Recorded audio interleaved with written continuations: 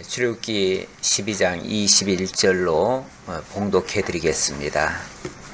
모세가 이스라엘 모든 장로를 불러서 그들에게 이르되 너희는 나가서 너희의 가족대로 어린 양을 택하여 유월절 양으로 잡고 우슬초 묶음을 가져다가 그릇에 담은 피에 적셔서 그 피를 문 임방과 좌우 설주에 뿌리고 아침까지 한 사람도 자기 집 밖에 나가지 말라. 여호와께서 애굽 사람들에게 재앙을 내리려고 지나가실 때에 문 임방과 좌우 문설주의 피를 보시면 여호와께서 그 문을 넘으시고 멸하시는 자에게 너희 집에 들어가서 너희를 치지 못하게 하실 것임이니라. 너희는 이 일을 규례로 삼아 너희와 너희 자손이 영원히 지킬 것이니 너희는 여호와께서 허락하신 대로 너희에게 주시는 땅에 이를 때에 이 예식을 지킬 것이라. 아멘. 25절까지 봉독해 드렸습니다. 지난주 하나님께서 마지막 재앙을 예고해 주셨죠. 드디어 그 마지막 재앙이 일어나기 시작합니다. 그런데 하나님께서는 그 일의 직전에 먼저 이 날을 영원히 기억하게 하시려고 해와 달의 시작인 새날로 제정을 하셨습니다. 그래서 그 당시가 바벨론역으로는 7월 니산월이고 태양역으로는 3월 중순인데 갑자기 새해 첫날, 다시 말하면 1월 1일로 제1년 1월 1일로 정하라는 겁니다. 정말 획기적인 거죠. 지금까지의 수많은 역사가 진행되어 왔는데 어느 날 갑자기 이전 것은 다 무효, 다 없던 걸로 하고 이제부터 새로운 날이 시작된다. 그리고 오늘부터는 1월 1일이다. 그리고 지금부터 1월 14일 날 어린 양을 잡을 것이다. 그리고 그 양을 먹고 3일 내로 출애굽을 할 것이다. 이거 엄청난 이야기입니다. 엄청난 이야기고 이거는 지금까지의 모든 역사를 어찌 보면 일시에 일순간 어찌 보면 정지시키거나 멈추거나 헛것으로 돌리시고 새로운 역사를 진행해 가시겠다는 그 얘기입니다. 얼마나 대단한 이야기입니까? 이것이 유월절 사건이 가르쳐주는 그런 교훈입니다. 유월절 사건은 단순히 한 날이 아니고 어떤 역사가 있었던 한 사건이 아니고 모든 역사가 새롭게 펼쳐지는 것이다. 특히 언약 자손에게 있어서만큼은 이 날은 완전히 새로운 날이다. 완전히 새로운 구원의 날이다라는 그런 뜻입니다. 그런데 이게 알고 보니까 여기에 있는 모든 내용들이 한쪽을 향해서 가리키고 있어요. 무엇을 가리키느냐 하면은 바로 우리 주 예수 그리스도가 오셔서 우리를 대속해서 죽어주시고 3일 만에 부활하실 것, 그걸 가리키고 있어요. 그러니까 이 사건은 유월절 사건으로 끝나는 게 아니고 결국은 장차 오실 우리 주 예수 그리스도로부터 새로운 역사가 시작될 것을 가리키는 내용이에요. 이 새로운 역사는 바로 구원의 백성들에게 있어서 새로운 역사지요. 물론 세상 역사는 이거와 상관없이 그냥 계속 흘러가지요. 계속 흘러가는데 세상 역사와 상관없이 하나님의 역사는 여기서부터 새롭게 시작된다. 하나님의 구원의 백성은 바로 예수 그리스도의 오심과 그의 죽으심과 그의 부활하심으로 새롭게 시작된다. 이 얘기를 하는 거죠. 그래서 예수 그리스도가 십자가에 못 박혀 죽고 다시 부활하신 그 사건이 모든 역사의 시작점이 될 수 있는 거예요.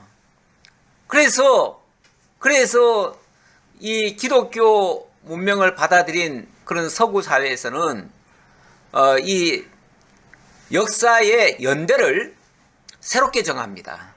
어떻게 정하냐 하면은 예수님 이전과 예수님 이후, 그래서 BC, Before Christ, 그리스도 이전과 아노 도미니, 예수 후에, 그러니까 우리 주님,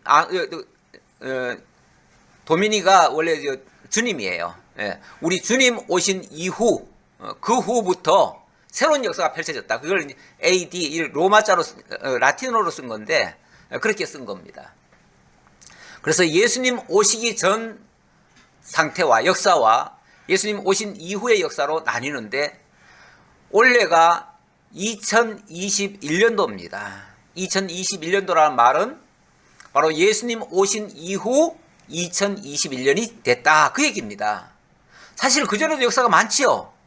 엄청난 역사가 세상 사람들은 몇만 년이 됐느니 엄청나게 얘기를 하는데 그런 거는 상관없다는 거예요. 그런 건 상관없고 얼마가 지났든 간에 상관없이 우리 주 예수 오신 다음부터가 매우 중요하다. 이것이 모든 언약 백성에게는 그날부터가 진짜 참 역사다라는 이야기입니다. 그래서 우리는 바로 그날부터 시작해서 예수님 오신 것을 기념하고, 그래서 원래 이제 이번 주간에 또 성탄절도 있는데, 성탄절을 이제 맞게 되면 제 2021년 차 예수님 그 오심을 기뻐하는 날이죠.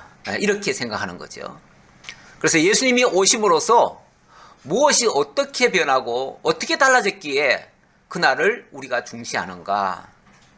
그날 중시해야 되는 이유가 뭔가? 그 예수님과 우리와 무관하다면 그날이 무슨 의미가 있겠어요? 그래서 사실은 예수 안 믿는 사람들에게는 그날이 의미 없어요. 2021년이라는 것도 의미가 없고요. 사실은 예수님 오셨다는 것도 그들과는 아무 상관없어요. 진짜 중요한 거는 우리와는 굉장히 밀접한 관계가 있어요. 그분으로 말미암아, 그분이 오심으로 말미암아 우리는 완전히 새로운 삶을 사는 거예요. 새로운 역사가 쓰여지는 거예요. 그 이전 것은 지나갔으니 보라 새 것이 되었도다. 예수님 믿는 그 순간이 어쩌면 우리에게는 예수님과 만남의 역사, 그게 바로 시작점이에요. 우리는 사실은 2021년도도 중요한 건 아니고 예수님 만나는 그때로부터 우리는 새로운 역사가 시작되는데, 그때부터 주님께서는 우리와 함께 하시며 우리에게 그 구원의 역사를 이루시며 당신이 우리를 통해서 이루시고자 하는 모든 역사를 다 써가시는 거예요. 각자에게 다 하나님이 그렇게 써가실 거예요. 그게 이제 매우 중요한 것이고, 그거는 영원히 남는 거예요. 사실 그 이전 것들은 다 무효예요. 없던 거나 똑같아요. 상관없어요. 어떤 삶을 살았든 간에 그리스도 예수 안에서는 완전히 새로운 피조물로, 오죽하면 새로운 피조물이라고 하잖아요. 새로운 피조물이란 말은, 원래 피조라는 것은 하나님이 지었다는 얘기 아니에요? 지었는데 이전 것이 어떻게 지어졌든 간에 그거의 연장선으로 쓰는 게 아니라 완전히 새롭게 쓴다는 거예요. 새롭게. 그래서 예수 믿은 이유가 그렇게 해서 중요한 겁니다. 바로 그것을 우리에게 가르쳐주기 위해서 어찌 보면 예표적으로 보여준 사건이 구약의 유월절 사건이었습니다. 그런 의미에서 이 유월절은 우리가 잊지 말아야 되고 잘 기억해야 되고, 그것은 영원한 규례로 우리가 지켜야 될 것입니다. 자, 오늘 21절로부터 본문을 다시 한번 확인해 보도록 하겠습니다. 21절로 28절에 보니까 모세가 장로들에게 유월절 예식을 가르쳐주면서 그 예식을 꼭 지켜라 라고 당부하는 그러한 말씀이 되겠습니다. 모세가 이스라엘 모든 장로를 불러서 그들에게 이르되 너희는 나가서 너희의 가족대로 어린 양을 택하여 유월절 양으로 잡고 우슬초 묶음을 가져다가 그릇에 담은 피에 적셔서 그 피를 문 임방과 좌우 설주에 뿌리고 아침까지 한 사람도 자기 집 문 밖에 나가지 말라. 자, 일단 이제 지금부터 제1년 해의 시작, 제1년, 그리고 달의 시작, 첫째 달, 1월 1일이 된다. 이렇게 말씀하셨어요.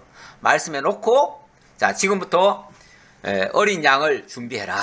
어린 양을 준비하는데, 가족 수를 계산해 가지고 얼마만큼 먹을지 계산이 나오잖아요. 그 계산을 해서 거기에 맞게끔 양을 한 마리씩 준비하라 그 얘기죠. 뭐 1인당 한 마리는 아니에요. 예. 일단 그 고기를 먹는 거에 의미를 두는 거니까 그 고기를 먹음으로써 그리스도의 몸에 참여하는, 그리스도의 살과 피에 참여하는 그런 모습을 가르쳐 주는 거기 때문에, 그래서 어린 양을 일단 택하여 놓고 이제 요거는 약간 이제 곧 준비해 놨다가 준비한 거를 이제 잡으라 그 말이죠. 그 직전에 잡아라. 이제 14일이 지난 다음 얘기입니다. 14일이 지나고든 이걸 이제 잡아라. 잡아서 일단 잡아서 먹는 게 급급한 게 아니고, 일단 잡아서 고기는 놓고 우선 피를 우슬초에다가 찍어서 그걸로 문설주라는 말은 이 기둥을 얘기하는 겁니다. 기둥과 인방, 인방은 이제 가로로 된 거, 세로로 된 기둥과 가로로 된 거에 다 뿌려라, 일일이 집에다가. 피를 다 뿌리래요. 이거는 일반적인 그 사람들의 하는 행위와는 전혀 다르죠. 그렇게 하는 일은 없지요. 짐승을 잡더라도 그 피를 오히려 과거 같으면은 다 흘려버리든지 아니면 땅에다가 묻든지 뭐 이렇게 해야 맞는데, 이거는 다 문에다가 다 하래요. 자기 집을 감싸고 있는 자기 테두리에다가 그 피를 다 바르라는 거예요. 예. 그러면은 죽음의 천사가 오늘 밤에 역사할 건데, 이 피를 보면은 그 죽음의 천사가 다 지나갈 것이다. 지나간다 이 말을 유월 이렇게 얘기합니다. 유월. 월이라는 건 월장, 담을 넘는다 이런 뜻이에요. 담을 넘는다. 그래서 죽음의 천사가 집을 건너뛰어서, 피 있는 집은 건너뛰고 피 없는 집은 심판을 하고, 이렇게 될 것을 이제 유월절이라고 얘기하는데, 그렇게 할 것이다. 그러니 그렇게 해라. 여기 우슬초에다가 그렇게 하라 그러는데, 뭐 어떤 분은 그러시더라고요. 이 우슬초가 그렇게 약이 좋대요. 그래가지고 뭐 뼈 아프고 뭐 그런 사람들 이 우슬초를 먹으면 좋다 그러는데, 뭐 여기서 이렇게 나온 말이라고 그래요. 성경에 있는 우슬초다 그러는데, 이게 뭐 여기 있었기 때문에 그런 게 아니라 우슬초로 뭐 정결케 한다 이렇게 얘기를 한다는데, 거기서 힌트 얻은 사람이 그 우슬초를 직접 해보니까 우리 몸에 있는 그 살균력을 참 좋게 하더래요. 깨끗하게 하더래요. 뭐 꼭 그것 때문은 아니에요. 그냥 그거는 참고로만 들으시고요. 그래서 혹시 약으로 쓰실 분들은 쓰셔도 괜찮을 것 같다라는 뜻에서 한 말이고요. 자, 일단은 그 피가 중요하죠. 피가. 그 피가 결국은 이스라엘 민족을 구원을 한 겁니다. 자, 그리고 뿌리고 난 다음에 아침까지 한 사람도 문 밖으로 나가지 말라. 집 문 밖으로 나가지 말라 그럽니다. 집 그 안에 있어야 구원함을 받는다 그 얘기죠. 그러니까 피로 둘러싸인 그 안에 있어야 구원을 받는다. 그 뜻이에요. 그러니까 이거는 결국 이제 장차 그리스도의 피를 가리키는 거니까, 그리스도 피 안에서는 구원함이 있고 그리스도 피 밖에서는 구원함이 없다. 이런 뜻일 수도 있죠. 그것을 가리키는 의미가 되겠지요. 그 다음, 여호와께서 애굽 사람들에게 재앙을 내리려고 지나가실 때에 문 인방과 좌우 문설주의 피를 보시면 여호와께서 그 문을 넘으시고 멸하는 자에게 너희 집에 들어가서 너희를 치지 못하게 하실 것임이니라. 그래서 그 피를 보면은 천사가 그냥 지나갈 것이다. 결국 그리스도의 피는 이 모든 것을, 이 모든 죄값을 대속하는 피이기 때문에 그 그리스도의 피 안에서는 결코 정죄함이 없을 것이다 라는 의미로도 이해할 수 있습니다. 그래서 로마서 기자는 그렇게 얘기를 하죠. 그리스도 예수 안에서는 결코 정죄함이 없느니라 이렇게 말씀하시죠. 결국 그리스도의 피가 우리를 모든 죄에서 깨끗하게 하신다고 하는 그런 의미가 되겠습니다. 자, 그리고 24절, 너희는 이 일을 규례로 삼아 너희와 너희 자손이 영원히 지킬 것이니 너희는 여호와께서 허락하신 대로 너희에게 주시는 땅에 이를 때에 이 예식을 지킬 것이라. 그러니까 이 예식이라고 하는 거는 이제 유월절 절기를 지키는 걸 얘기하는데, 이거는 이제 절기를 지킨다는 말은 그걸 이제 기억해서 지키는 거거든요. 그러니까 그 사건이 일어났을 때는 그냥 그 사건에 이제 메모리 되는 거죠. 사람들이 메모리 되는데, 그건 뭐 지키고 말고 할 게 아니죠. 그 지키는 건 언제 지키냐면은 약속의 땅에 들어가서 지킬 것이다, 이 얘기예요. 어찌 보면 광야에서는 유월절이라고 하는 것도 제대로 못 지켜요. 광야는 구원의 과정이에요. 과정이기 때문에 거기서는 온전히 못 지키는데, 이제 완전히 약속의 땅에 들어가서는 그것을 기억하고 잊지 않도록 하기 위해서, 대대로 그 자손들에게 잊지 않도록 하기 위해서는 그것을 기억해서 지켜야 돼요. 그래서 절기로 만들어 놓은 거예요. 그러니까 절기를 만드는 이유는 그걸 잊지 말고 꼭 지키라고 하는 그런 의미입니다. 사실 절기가 아니면은 지킬 일이 별로 없지요. 그래서 절기를 만들어서 지키게 하는 거죠. 이후에 너희의 자녀가 묻기를 이 예식이 무슨 뜻이냐 하거든 너희는 이르기를 이는 여호와의 유월절 제사라. 여호와께서 애굽 사람에게 재앙을 내리실 때에 애굽에 있는 이스라엘 자손의 집을 넘으사 우리의 집을 구원하셨느니라 하라 하매 백성이 머리 숙여 경배하니라. 나중에 그런 예식을 이제 갑자기 지키려고 하면 나중에 태어난 백성들은요, 왜 이런 일을 하지요? 왜 이런 일을 하지요? 왜 이런 예식을 지키지요? 라고 물을 거예요. 궁금하지요? 왜냐하면 광야에서 그 가나안 땅에 들어간 사람들은 사실은 다 새로 태어난 사람들이거든요. 새로 태어난 사람들은 그 사실을 알지 못해요. 겪은 사람들이 아니에요. 소위 말해서 현장에 있었던 당사자들이 아니에요. 그러니까 전혀 내막을 몰라요. 모르는데 어느 날 절기를 지키라고 하면 도대체 이 예식을 우리가 왜 지켜야 돼요? 이게 무슨 의미예요? 라고 물을 거예요. 그때 이거는 그때 이런 일이 있었다 라고 하면서 이거는 장차 이렇게 될 것을 가리키는 것이다 라고 알려주라는 거예요. 그걸 잊지 않게 하기 위해서는 절기 지킴이 꼭 필요합니다. 그래서 사실은 그 유월절 절기를 오고 오는 세대들이 다 지켜야지요. 지켜야 되는데 오늘날 우리는 유월절 절기를 지키나요? 이거 가지고 그 안식교도들은 오늘날 이 유월절을 지켜야 된다라고 주장을 합니다. 그 대표적인 사람들이 그 안산홍 증인회죠. 그 안산홍 증인회는 우리 기독교인들한테 꼭 전도를 합니다. 그 사람들은 전도를 저 이방인들에게 하는 게 아니에요. 모든 이단들이 가만히 보면은 전도를 할 때 이방인들에게, 그러니까 안 믿는 자들에게 전도를 하는 게 아니고 믿는 자들에게 접근을 합니다. 접근을 해가지고 하는 말이 유월절을 지키십니까? 라고 묻습니다. 그러면 우리는 처음 들어보잖아요. 우리가 왜냐면 유월절 안 지키잖아요. 우리가 지키나요? 우리 절기 따로 안 지키죠? 안 지키니까 유월절 왜 지켜요? 라고 반문하면 아니 여기 성경에 유월절 지키라고 돼 있잖아요. 그러면서 그 성경을 들이댑니다.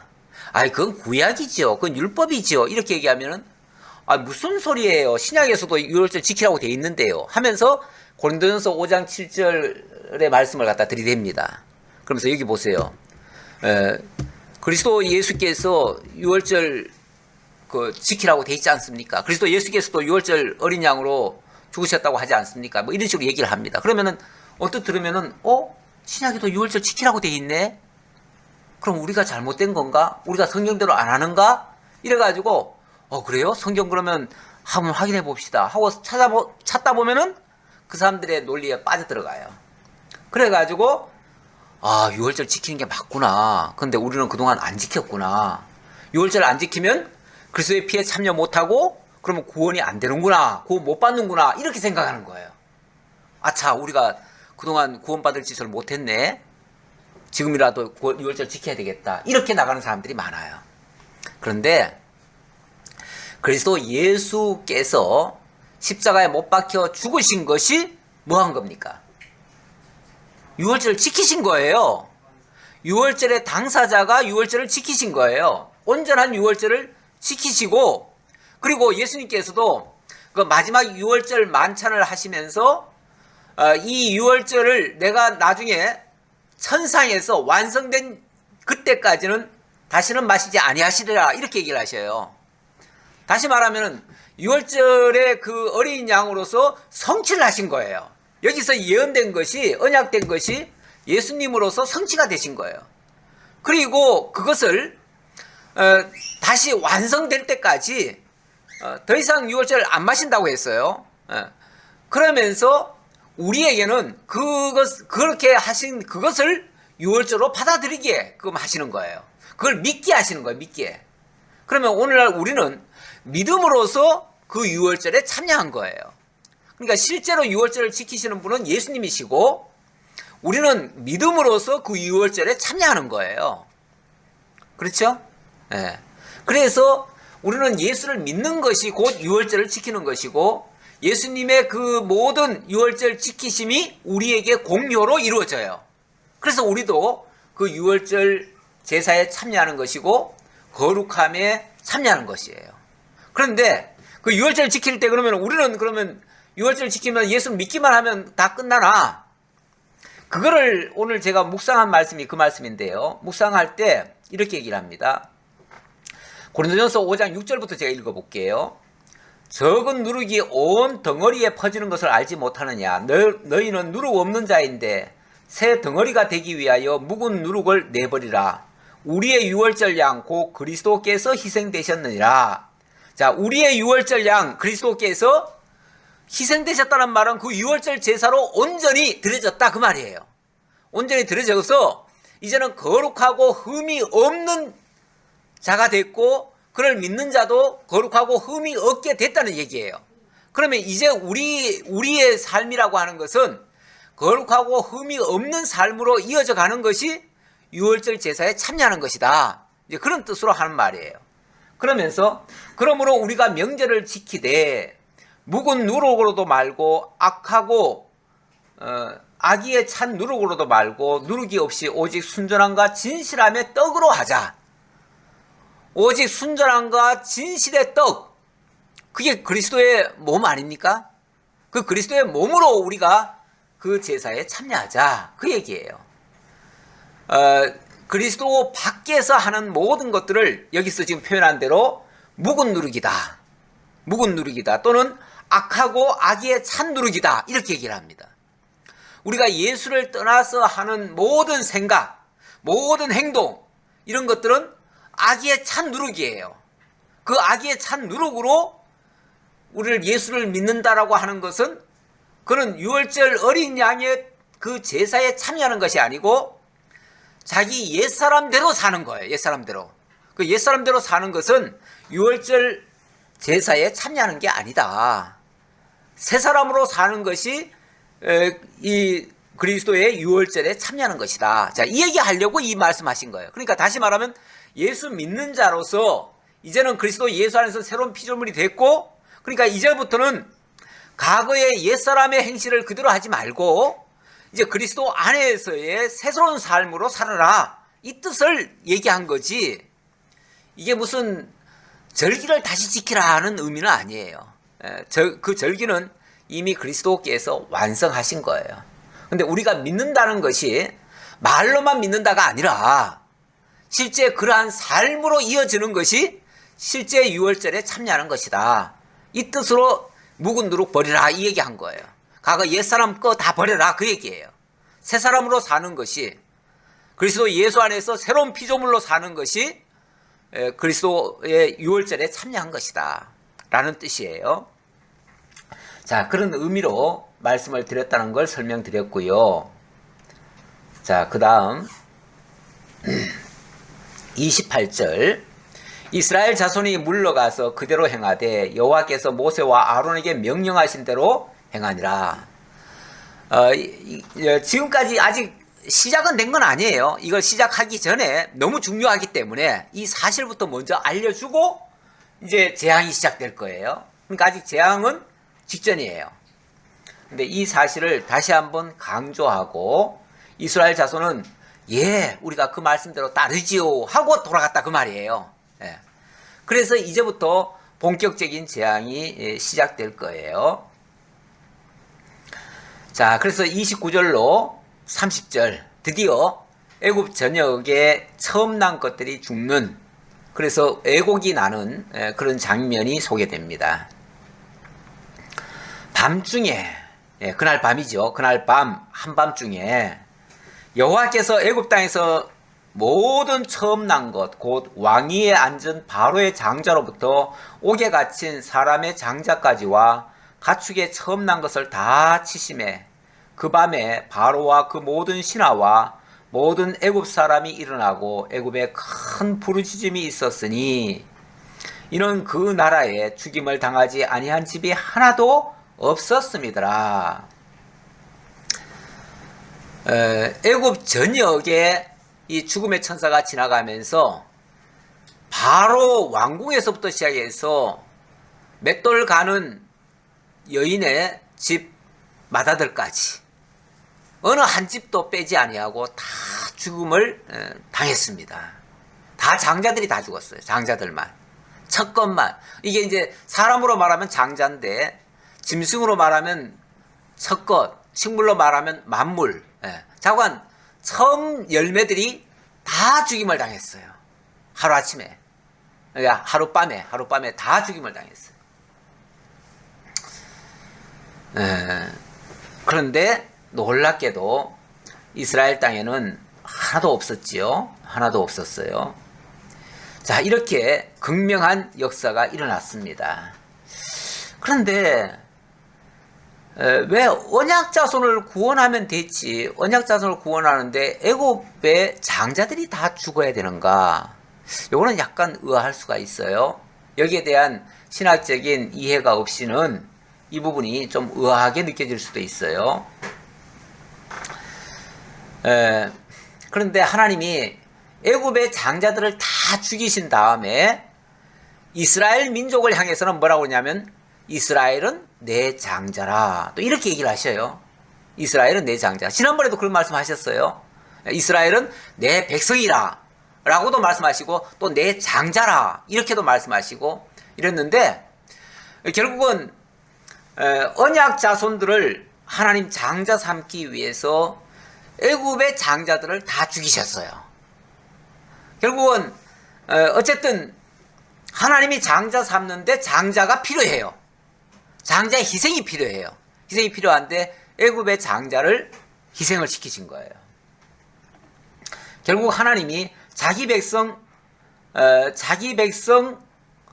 구원해서 장자 삼기 위해 애굽의 장자를 희생을 시키셨는데, 이게 이제 어찌 보면 대속물이 되는 거예요. 대속물이 되는데 왜 대속물을 애굽의 장자로 대속물을 삼으셨지 하는 의심은 아직까지 조금 드는데, 어쨌든 이 6월절의 이 모든 사건이 장차 우리 주 예수 그리스도에 대한 예표적인 사건이면 틀림없죠. 틀림없는데 여기에 대한 단서가 요한계시록에 나옵니다. 요한계시록 11장 8절. 요한계시록 11장 8절.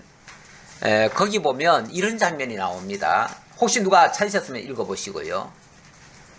큰 성 길에 있으리니 그 성은 영적으로 하면 소돔이라고도 하고 애굽이라고도 하니 곧 그들의 주께서 십자가에 못 박히신 곳이라. 예, 그 성을 영적으로 하면 소돔이라고도 할 수 있고 애굽이라고도 할 수 있는데, 그렇죠? 소돔이라고도 할 수 있고 애굽이라고도 할 수 있는데 곧 그들의 주께서 십자가에 못 박히신 곳이라 이렇게 얘기를 합니다. 영적으로 말하면은 예수께서 애굽에서 십자가에 못 박히셨다는 거예요. 근데 우리가 알기로 예수님이 언제 애굽에 내려가서 십자가에 못 박혔나요? 실제로는 그런 모습이 없지요. 없는데 영적으로 하면 그렇다 이렇게 얘기를 해요. 영적으로 하면. 그러니까 그게 결국은 신학적인 의미로는 그렇다 그 얘기예요. 결국 애굽의 장자들이 죽었는데 애굽의 장자 죽은 사건이 결국 우리 주 예수 그리스도께서 애굽에 내려가셔서 십자가에 못 박혀 죽은 사건이다.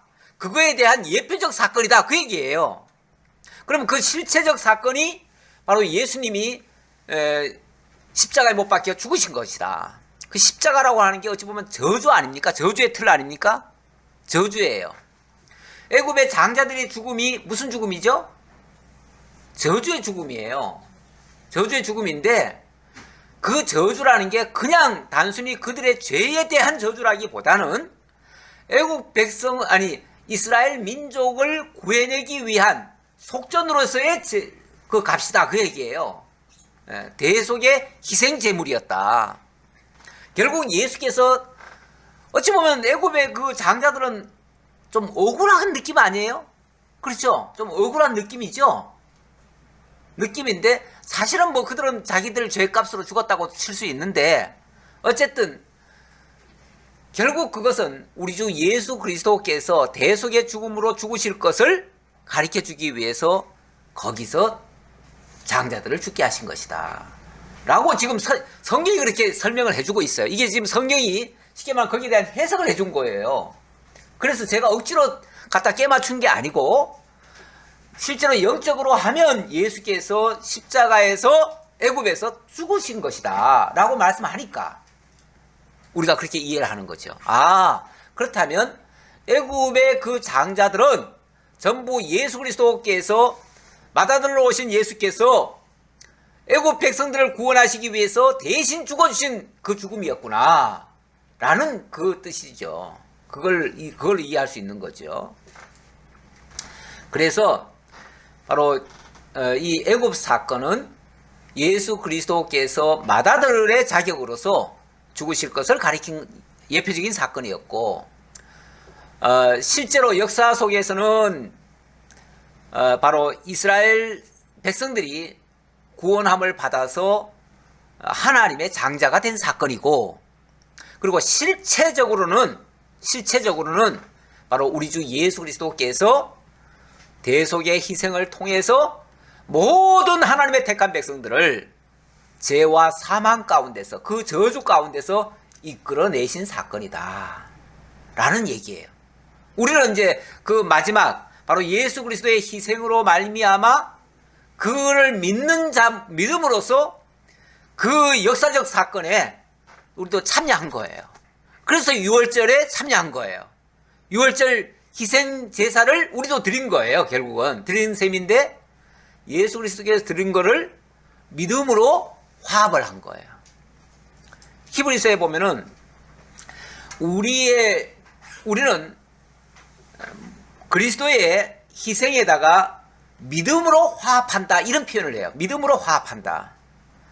믿음으로 화합하면 그리스도께서 하신 모든 행위가 우리의 것으로 이루어지는 거예요. 그래서 우리는 믿음으로 화합해서 그리스도의 역사가 우리의 일이 되는 거예요. 우리가 행한 일이 되는 거예요. 그래서 히브리서 10장에 보면은 하나님이 원하시는 제물은 많은 제물이 아니라 오직 한 제물이라고 그래요. 한 제물. 바로 예수 그리스도의 희생이죠. 그 예수 그리스도의 한 희생을 받으시고 하나님은 만족하게 여기신다. 만족히 여기신다. 더 이상의 제사가 필요 없을 정도로 예수님은 그 한 제사로 만족하시고 완벽한 제사로 인정하셨다 그 말이에요. 그러니까 우리는 그 믿음으로 우리도 그 그리스도의 십자가의 제사에 우리도 참여한 거예요. 우리도 십자가를 내가 직접 진 건 없지만은 그리스도의 그 제사에 함께 참여한 거예요. 그러면서 오늘날 우리가 만약에 그 길을 계속 따른다면 그 남은 십자가를 지고 나를 따르라 그렇게 얘기하시죠. 그 남은 십자가를 지는 것이 바로 우리가 오늘날 그리스도의 몸된 교회를 사랑하고 몸된 교회를 위해서 희생하고 봉사하고 아까 묵은 누룩으로 하지 말고 새 누룩으로 하라는 것처럼 새로운 피조물로 하라는 것처럼 우리가 새로운 피조물로서 그리스도 안에 있는 형제들을 사랑하는 그것이 오늘날 신약시대에 그리스도의 제사에 참여하는 거예요. 그래서 이런 거를 로마서에서는 산제사, 영적 예배 이렇게 얘기를 하죠. 산제사, 영적 예배. 그 산제사, 영적 예배는 의식적이고 형식적인 그런 어떤 구약적 뭐 재물 잡아드리고 이런 제사가 아니라 그야말로 서로 사랑하고 서로 위해서 함께하는 모든 일들, 그게 산제사 행위예요. 그래서 신약교회를 향해서 하나님이 요구하시는 것은 산제사 참여하라는 거예요. 산제사. 믿고 함께 서로 사랑하고 서로 위해서 희생 봉사하고 서로 섬기라고 하는, 그걸 예수님이 본을 보이신 게 정말 가장 크신 분이, 가장 높으신 분이 발바닥까지 내려가셔서 제자들의 발을 씻어주신 거 아닙니까? 이게 내가 너희를 이렇게 사랑했으니 너희도 서로 사랑하라, 이렇게 말씀하신 거죠. 거기에 어떤 권위나 어떤 자기 위용을 내세운 게 아니잖아요. 우리 예수님 그렇게 높으신 분이 친히 내려오셔서 그렇게 하신 걸 보면서 우리도 그렇게 하라는 거예요. 그게 산제사에 참여하는 것이다, 이렇게 얘기하는 거죠. 31절로부터 34절, 드디어 이제 바로도 현실을 인식하기 시작합니다. 아, 진짜 하나님 계시구나, 진짜 살아있구나, 진짜 무서운 분이시구나. 그래서 항복을 하기 시작합니다. 그래서 그 재앙 앞에 항복을 하고 백성들을 얼른 내보내는 그런 장면입니다. 밤에 바로가 모세와 아론을 불러서 이르되 너희와 이스라엘 자손은 일어나 내 백성 가운데서 떠나 너희의 말대로 가서 여호와를 섬기며 너희가 말한 대로 너희 양과 너희 소도 몰아가고 나를 위하여 축복하라 하며, 드디어 이제 항복을 하는 거예요. 얼마나 급했는지 한밤중에 그 사건 일어나자마자 바로 모세와 아론을 불렀어요. 불러가지고 이제 너희와 너희 이스라엘 자손은 일어나서 다 가라 하는데, 가라 하면서 너희의 말대로 이렇게 얘기를 합니다. 너희의 말대로, 너희가 요구한 그대로 다 해라, 다 해주겠다, 그 말이죠. 너희가 원하는 대로 다 해주겠다. 전에는 그 멀리까지 가려고 하느냐, 너무 멀리 가지 말아라, 처음에는 또 너희 장정들만 가라, 이렇게도 얘기했죠. 그러다 나중에는 그 짐승들은 놔두고 가라, 재산과 짐승은 놔두고 가라, 뭐 이렇게까지 얘기했는데, 그거는 말대로 하는 게 아니죠. 다 안 들어준 거죠. 안 들어주면서 어쩔 수 없이 양보는 조금 하는 척 하면서 결국은 하나도 안 들어줬는데, 이제는 너희들 말대로 해라, 너희들 하고 싶은 대로 다 해줄게, 그 말이죠. 이제는 몽땅 다 들어주겠다 라고 얘기하는 겁니다. 그러면서 애굽 사람들은 말하기를 우리가 다 죽은 자가 되도다 하고 그 백성을 재촉하여 그 땅에서 속히 내보내려 함으로 그 백성이 발교되지 못한 반죽 담은 그릇을 옷에 싸서 어깨에 매니라. 근데 이게 너무 급작스럽게 일어나다 보니까 막 애굽 사람들은 이제 통사정을 합니다. 제발 좀 빨리 나가달라, 그러면서 너희들이 빨리 안 나가면 우리가 다 죽겠구나. 왜냐하면 장자들 다 죽는 거 모습 보니까 그 다음 차례는 자기들도 죽을 것 같잖아요. 그러니까 다 죽기 전에 빨리 제발 좀 나가달라. 그래서 재촉하면서 그 땅에서 속히 내보내려고 했대요. 이걸 지난번에는 내쫓았다 이렇게 표현했는데, 그거는 이제 보는 시각에 따라서 쫓는 모습이기도 하지만 빨리 나가라는 얘기죠. 빨리 나가라, 속히 나가라, 이 얘기죠. 얼마나 급하게 서두르는지 빵을 발효시켜가지고 이제 빵을 구워 먹으려고 했는데 빵 구워 먹을 시간이 없어요. 쉽게 말하면 발효될 때까지 기다릴 수가 없어요. 그래서 발교되지 못한, 왜 또 발교라고 표현을 했는지 모르겠어요. 이게 이제 새 번역하면서 쉬운 말로 쓴다는 게 발효를 발교로 바꿔놨어요. 어떻게 더 쉬워요? 이게 더 어려운 말 같아요. 그렇죠? 발효라는 말이 익숙히 다 아는 말인데 왜 이걸 또 발교라고 이름을 바꿔놨는지, 자관 번역하시는 분이 그분들은 더 쉬운 말로 이해를 했나 봐요. 근데 이제 사실은 발효입니다. 발효. 발효되지 않은 그런 반죽 그릇 그냥 그대로 싸가지고 갔어요. 그러니까 빵 해먹을 새도 없었다, 그 말이죠. 그대로 그냥 통째로 가져갔다. 근데 이게 이제 발효되지 못했는데 이게 영적으로 말하면은 아까 그랬잖아요. 묵은 누룩 하지 말고 누룩 없는 빵으로 이제 먹어라. 이제 그 얘기 아니에요? 그게 영적으로 말하면은 죄가 없는 그 희생이어야 된다. 그건 이제 예수 그리스도의 희생만이 죄가 없는 희생이죠. 결국 예수 그리스도의 희생으로 하라는 뜻인데 오늘 우리는 그걸 깨달아서 그리스도 예수 안에서 서로 사랑하라는 얘기가 되기도 하고요. 그런데 어쨌든 역사적으로는 그 순간에 발효되지 못한 떡을 가져간 거예요. 그래서 누룩 넣을 새도 없이 그냥 밀가루 반죽하려고 했던 거 그냥 가져갔다 그 말이죠.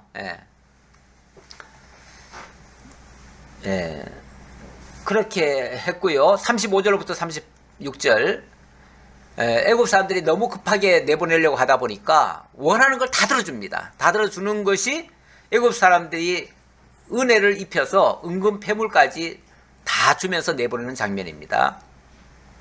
이스라엘 자손이 모세의 말대로 하여 애굽 사람에게 은금 패물과 의복을 구하매 여호와께서 애굽 사람들에게 이스라엘 백성에게 은혜를 입히게 하사 그들이 구하는 대로 주게 하심으로 그들이 애굽 사람의 물품을 취하였더라.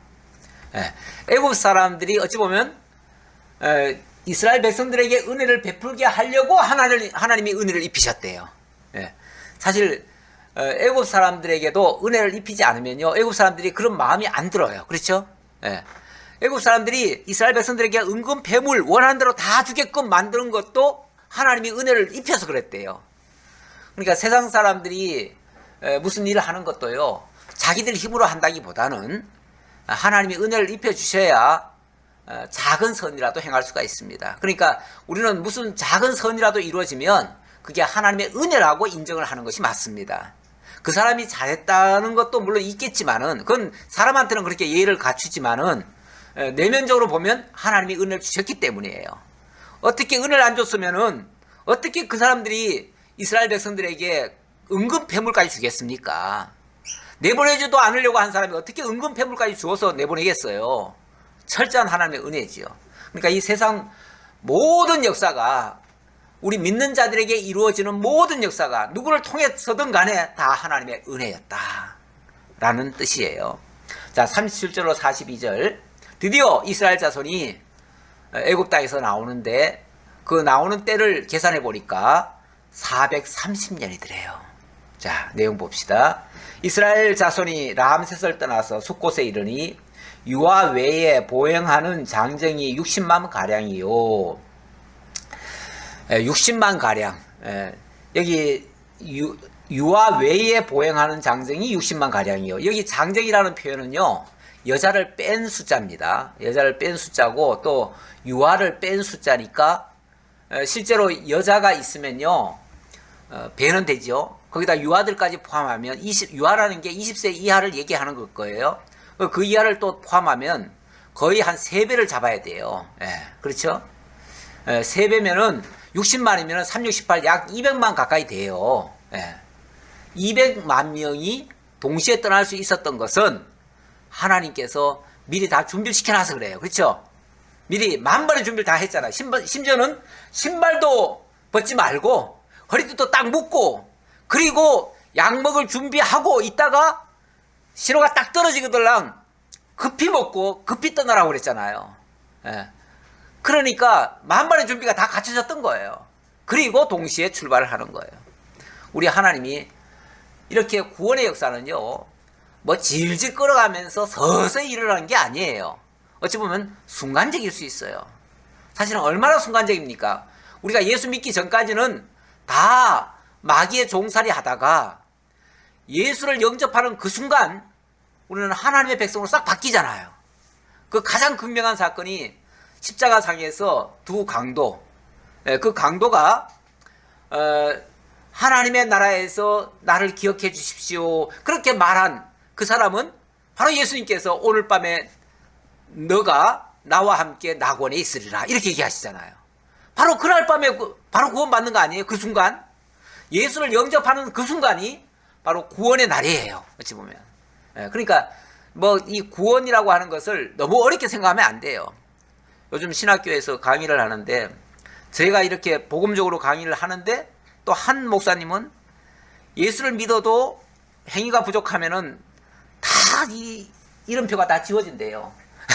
생명록에 이름이 다 지워지고 그래서 구원을 또 잃는데 이것 때문에 신학생들이 그냥 혼란을 느껴가지고 막 그 학장 목사님한테 뭐 어떻게 좀 조치를 좀 해달라고 그렇게 얘기하는 바람에 이제 그분이 그랬다고 그래요. 성경에 대해서는 건우광 목사 말을 들어라.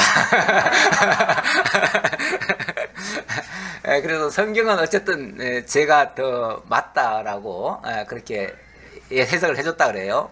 그래서 다행이긴 한데 이렇게 정말 말씀을 가르쳐도 예수 조금만 잘못 믿으면 지옥 가는 것처럼 이렇게 가르치시는 분들이 꽤 많습니다. 의외로 많아요. 그래서 정말 이 순간적으로 하나님께서 바꾸시는 그 역사를 잘 몰라요. 그리고 구원의 그 확증, 이거는 왜냐하면 내가 믿고 안 믿고가 아니에요. 내가 믿고 안 믿고가 아니라 성령께서 강력하게 역사하시기 때문에 내가 믿을 것 같으면 나중에 안 믿을 수도 있지요. 그런데 성령께서 바꿔주시면요 한순간에 바꾸십니다. 그래서 미리 믿었다고 자고할 것도 없고요, 또 늦게 믿었다고 기죽을 것도 없어요. 우리는 믿는 그 순간 이미 하나님의 자녀예요. 그래서 영접하는 자, 곧 그 이름을 믿는 자들에게는 하나님의 아들의 자격을 주셨잖아요. 그 권세를 누릴 수 있다고 하시잖아요. 그래서 우리는 그 정말 이 구원의 은혜만큼은 순간적이라는 걸 기억하시고 늘 감사하는 마음으로 이제는 하나님의 뜻에 합당하게 살기를 힘쓰는 그것만 하면 돼요. 구원 잃을까봐 걱정할 건 없고요. 그렇죠? 쓸데없는 걱정을 하지 말고 선한 쪽으로만 계속 나가시면 됩니다. 자, 수많은 잡족과 양과 소와 심이 많은 가축이 그들과 함께 하였으며 그들이 애굽으로부터 가지고 나온 발교되지 못한 반죽으로 무교병을 구웠으니 이는 그들이 애굽에서 쫓겨남으로 지체할 수 없었음이며 아무 양식도 준비하지 못하였습니다. 막 빨리 가라 그러니까 뭐 어떻게 뭐 준비할 새가 없었잖아요. 누룩을 넣을 새가 없었어요. 쉽게 말하면 누룩을 넣을 새가 없어서 그냥 갔다 그 말이에요. 그러니까 할 수 없이 누룩 없는 빵을 먹었지요. 뭐 그렇게 먹으려고 먹은 게 아니라 강권적으로 그렇게 먹게 된 거예요. 그렇죠? 우리가 하나님의 선한 사람으로 살아가는 것이 우리 그렇게 살려고 막 발버둥 쳐서가 아니라 강권적으로 하나님의 사람으로 살아가는 거예요. 그게 하나님의 은혜예요. 자, 그랬는데 이스라엘 자손이 애굽에 거주한 지 430년이라 430년이 끝나는 그날에 이스라엘 군대가 다 애굽 땅에서 나왔은즉 이 밤은 그들을 애굽 땅에서 인도하여 내심으로 말미암아 여호와 앞에 지킬 것이니 이는 여호와의 밤이라 이스라엘 자손이 다 대대로 지킬 것이니라. 자, 근데 딱 나오고 보니까 그날이 무슨 날이냐면 430년이 끝나는 그날이래요. 야, 끝나는 그날이라고 하는 게 실제로 들어온 그날에서 430년이 정확히 이루어진 날일 수도 있고요, 또 아니면은 하나님이 정했던 그날이라고도 이해할 수 있어요. 어쨌든 하나님이 정하신 그날이에요. 근데 하나님이 그날을 어떻게 정했는지 아는지 어떻게 알아요, 우리가? 창세기 15장에 보면 하나님께서 아브라함에게 말씀하시잖아요. 내 자손이 애굽에 내려갈 것이다. 그리고 거기서 400년간 종살이할 것이다. 그 후에 내가 그들을 징치한 후에 그들이 은금 폐물을 가지고 나올 것이다 라고 얘기하셨어요. 그런데 바로 그날이라 그 말이에요. 근데 숫자가 틀리네? 거기는 400년이라고 되어 있는데 왜 여기는 430년이지? 또 이렇게 이해할 수도 있어요. 이렇게 의심할 수도 있는데 애굽에 내려가서 종살이를 400년간 한다고 그랬죠? 근데 요셉이 처음에 내려가가지고 그 정말 선정을 베푼 거 아닙니까? 그래가지고 처음부터 종살이 했습니까? 아니죠. 처음에 한 30년간은 종살이 안 했어요. 그때는 대우받아가면서 살았어요. 인정받고 대우받고 거기서 진짜 엄청난 혜택을 누리면서 살았어요. 그런데 어느 날 왕이 바뀌는 거예요. 왕이 바뀌면서 그 요셉의 은혜를 모르는 왕이 등장을 했어요. 그래가지고 그때부터 애국 사람들, 이스라엘 백성들을 학대하기 시작하는 거예요. 그리고 종을 삼는 거예요. 예. 그리고 모든 것에 다 제약을 가해버려요. 그때로부터 400년이에요. 그렇게 되면 우리 하나님의 말씀이 한치의 오차도 없이 틀리지 않는 거예요. 그렇죠? 우리 하나님 이렇게 빈틈없으신 분이에요. 430년 전에 약속하신 하나님이 사실은 그 들어갈 때부터가 430년이니까 그 아브라함에게 얘기한 거는 아브라함은 벌써 거기서도 뭐 100년 앞선 사람이니까 그러니까 500년 전에 언약하신 그 하나님이 정확하게 그대로 역사하시는 분이에요. 예. 우리 하나님 빈틈 없으신 분입니다. 허투루 말씀하시는 분이 아닙니다. 말씀하신 게 땅에 떨어지는 법이 없습니다. 그 하나님 믿으시면 어떤 경우에도 우리가 낙심하지 않을 수 있습니다. 얼마 안 남았으니까 마저 하지요. 자, 43절로 51절까지 여호와께서 모세에게 유월절 규례를 가르쳐서 지키게 하시는 장면인데요. 여호와께서 모세와 아론에게 이르시되 유월절 규례는 이러하니라. 이방 사람은 먹지 못할 것이나 여호와께서 각 사람이 돈으로 산 종은 할례를 받은 후에 먹을 것이며 거류인과 타국 품꾼은 먹지 못하리라. 자, 일단 유월절을 그렇기 때문에 유월절을 꼭 지켜야 된다라고 하면서 이렇게 지켜라라고 얘기를 했어요. 근데 거기에 이방 사람은 먹지 못한대요. 거류민과 타국 품꾼은 먹지 못한다. 그런데 누구는 먹을 수 있다고요? 각 사람이 돈으로 산 종은 할례를 받은 후에 먹을 것이며 이렇게 얘기합니다. 그러니까 원칙적으로는 이방인은 먹을 수 없어요. 먹을 수 없는데 다만 값으로 사고 또 할례를 베풀고 나면 먹을 수 있다. 그 말은 값을 주고 사거든지 아니면 산 다음에 할례를 시키게 되면 이스라엘 민족으로 편입이 된다 그 얘기죠. 편입이 되는데 이게 또 무슨 의미입니까? 이 값으로 산다는 게 결국은 속전이 들어가는 거 아니에요? 속전이 거기다가 할례를 행한다고 하는 건 완전히 새롭게 바뀌는 거 아니에요? 결국 우리가 그리스도 예수 안에서 새로운 피조물로 바뀌어지면 그리스도의 몸에 참여하는 거예요. 그리스도의 몸에 참여하고 그 구원에 참여한다 그 뜻이에요. 자, 그리고 한 집에서 먹되 그 고기를 조금도 집 밖으로 내지 말고 뼈도 꺾지 말지며 한 집에서 먹되 이거를 저 밖에 나가서 먹지 말고 한 집 안에서 함께 먹으라 그 말이죠. 그러니까 이 유월절 떡을 우리가 이제 어찌 보면 오늘날로 말하면 성찬식을 우리가 하죠. 그걸 의미로 가리킬 때 성찬식을 하는데 성찬식도 같은 믿음을 고백하는 성도들이 한 공간 안에서 한 떡을 취하는 거죠. 이게 이제 우리가 한 몸에 참여했다는 것을 증명하는 얘기예요. 이게 밖으로 나가면은 그건 이방인이잖아요. 믿지 않는 자들이잖아요. 믿지 않는 자들은 이 생명의 떡에 참여할 수가 없다 그 얘기죠. 그 얘기고 그 다음에 뼈도 꺾지 말지며 그랬는데 뼈도 꺾지 말라.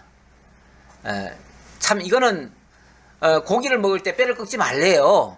그런데 이게 이제 어떻게 예수님한테 이루어지냐면 원래는 십자가에 못을 박으면요 서서히 죽습니다. 그러다 보니까 몇 날이 걸려가지고 죽어요. 그러면은 나중에 죽은 다음에 보면은 사람이 싸늘하게 식어가지고 뼈가 굳어 있어요. 그러면 그걸 바로 펴야 이게 장사를 치를 거 아니에요? 그런데 우리 예수님은 그럴 필요가 없었어요. 왜 그러냐면 너무 빨리 죽어버렸어요. 그렇죠? 너무 빨리 죽으니까 뼈가 굳을 새가 없었어요. 쉽게 말하면은. 왜냐면 창을 찔러가지고 피와 물과 피를 다 쏟아버리니까 그대로 죽어버리신 거예요. 그러니까 불과 2-3시간 만에 죽으신 거예요. 그러니까 그 시신을 내려달라고 하니까 벌써 죽었을까 하고서 보니까 이미 죽었어요. 그래서 시신을 내렸잖아요. 내리니까 그냥 뼈를 꺾고 말고 할 것도 없이 그냥 쭉 펴지는 거예요. 그러니까 뼈를 꺾을 필요가 없었던 거죠. 그래서 그 말씀이 예수 그리스도의 그 시신에도 이루어진 거예요. 뼈도 꺾지 않는 것이. 자, 그렇게 해서 예수님이 바로 그 유월절 양으로 죽으셨는데 뼈도 꺾이지 않았다. 이거는 사람이 죽으면은 뼈를 꺾어서, 꺾는다는 표현이 뭐 부러뜨린다는 게 아니고 이게 휘어진 거를 바로 잡는다 그 소리예요. 그런데 그걸 안 했다 그 말이에요. 예. 이스라엘 회중이 다 이것을 지킬지니라. 너희와 함께 거류하는 타국인이 여호와의 유월절 지키고자 하거든 그 모든 남자는 할례를 받은 후에야 가까이 하여 지킬지니 곧 그는 본토인과 같이 될 것이나 할례 받지 못한 자는 먹지 못할 것이니라. 결국 할례라고 하는 것은 오늘날 우리는 그리스도의 할례니라 이렇게 얘기를 합니다. 그리스도의 할례니라. 그리스도가 우리를 거듭나게 하시는 것이 바로 할례 받은 거예요. 그래서 육적 할례는 우리가 받지 않습니다. 육적 할례는 안 받지만 영적 할례는 다 받은 자들입니다. 그들은 그리스도의 몸에 참여하고 유월절 양에 참여하고 영원한 구원에 참여합니다. 그 생명의 양식, 하늘로부터 오신 그 생명의 양식을 먹고 우리는 영원한 삶까지 살게 되어집니다. 이것이 우리 믿는 자에게 주어진 하나님의 특권입니다. 기도하겠습니다. 아버지 하나님 감사합니다. 오늘 저희에게 이 유월절 어린 양으로 희생되신 그리스도를 깨닫게 하시고 일찍이 이스라엘 민족이 유월절 어린 양에 의해서 구원을 받았듯이 오늘날 어린 양 예수 그리스도를 통해서 유월절 어린 양의 희생으로 말미암아 우리가 구원을 받았음을 다시 한번 깨닫습니다. 이 은혜 속에 살면서 이제 우리가 산제사 영적 예배로서 서로 형제를 사랑하며 교회 안에서 함께 믿음으로 이 진리를 지켜갈 수 있는 저희 모두가 되게 하옵소서. 모든 걸 감사드렸고 예수 그리스도의 이름으로 기도하옵나이다. 아멘.